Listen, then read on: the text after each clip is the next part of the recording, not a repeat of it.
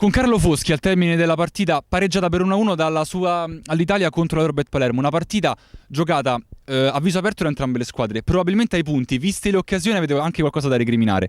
Sì, se nel primo tempo chiudiamo quelle due palle che erano chiarissime, la partita si mette diversamente. Abbiamo preso gol a un minuto dalla fine e abbiamo rischiato dopo il pareggio di prendere gol a tempo scaduto su una punizione. La partita è stata equilibrata.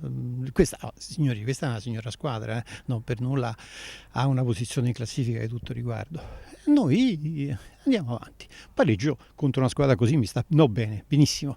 Però giustamente abbiamo visto quello che è successo, se fosse andato dentro la prima palla dopo pochi minuti, anche la seconda, ma anche nel secondo tempo. Però le partite poi le leggiamo in un certo modo e il risultato è quello che va scritto.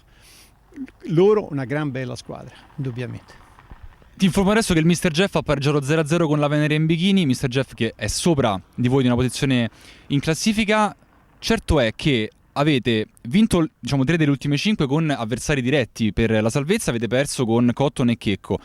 Se i miglioramenti sono questi, dove può arrivare questa squadra? A salvare prima i playoff e poi eventualmente a salvarsi. Le ambizioni sono quelle, anche perché siamo partiti non male, malissimo, e adesso stiamo riprendendo quella che era inizialmente l'idea che avevamo della squadra. Avete giocato per tutto il girone di andata con la coppia d'attacco Masciangelo-Barillaro. Quest'oggi soprattutto Barillaro ha giocato poco, un po' di più Masciangelo, ma abbiamo visto questo Flores che non sembra affatto male. No, non è male, è stato messo dentro anche in un ruolo che non è precisamente il suo, ma considera un'altra cosa, che sia Masciangelo, che non so se avete visto che è stato abbastanza in panchina, aveva un problema all'adduttore, e anche Barillaro non stava al 100%, per cui devi bilanciarli. Lodi non ha potuto giocare per un infortunio, per cui abbiamo cercato di... Comunque è stata una bella partita. Ultima, poi ti lascio andare. Oggi con l'Eurobet, la prossima è col Football 8. Vedremo questa all'Italia? Vediamo, guarda, posso dirti una cosa, io oramai sono troppo tempo che sto nel calcio, i proclami, le cose, eccetera, le partite si giocano sul campo.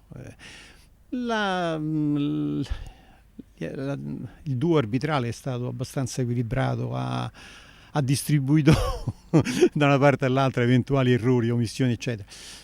Sì, va bene, dai, tranquillo, ci stiamo. Grazie a Carlo Foschi. Prego, grazie.